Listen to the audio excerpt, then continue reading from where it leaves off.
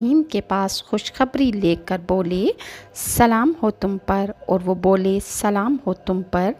अभी कुछ देर ना गुजरी थी कि हज़रत इब्राहीम अलैहिस्सलाम एक गाय का बच्चा तला हुआ लेकर आ गए और हज़रत इब्राहीम अलैहिस्सलाम ने फरमाया, ऐ सायरा, 7 दिन बाद हमारे घर कोई मेहमान आया है, लिहाजा तुम्हारे पास जो चीज़ तुम्हें सबसे ज़्यादा अज़ीज़ हो, जिससे तुम सबसे ज़्यादा मोहब्बत करती हो, उसको इनके वास्ते कुर्बान करके ले आओ। हज़रत सायरा बोली, ए हज़रत, मैं इस बछड़े से ज़्यादा किसी चीज़ से प्यार नहीं करती और मैं इसे अपने बेटे की तरह मैंने इसको पाला है। अगर आप हुक्म दे तो मैं इसकी कुर्बानी करके और इसको तल कर आपके मेहमानों के सामने ला कर पेश कर दूँ।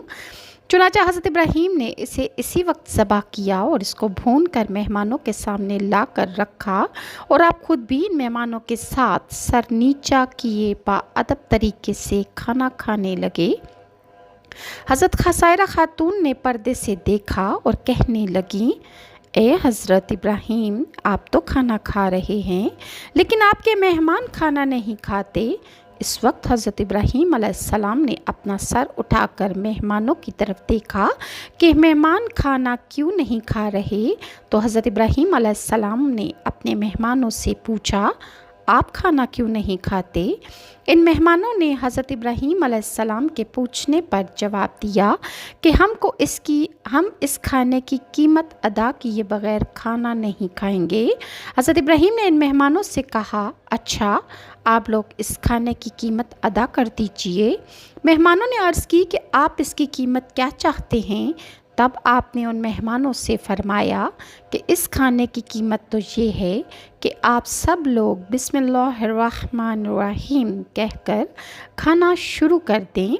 इस खाने की कीमत अदा हो जाएगी और जब खाने से फ़ारिग हो जाओ तो फिर अल्हम्दुलिल्लाह कहना, यही इस खाने की कीमत है। हज़रत जिब्राईल अलैहिस्सलाम ने बाआवाज़े बुलंद कहा, ए इब्राहीम, इस बात से अल्लाह ताला तुमसे बहुत खुश हुआ और अल्लाह तुम्हें अपना दोस्त बना लिया है।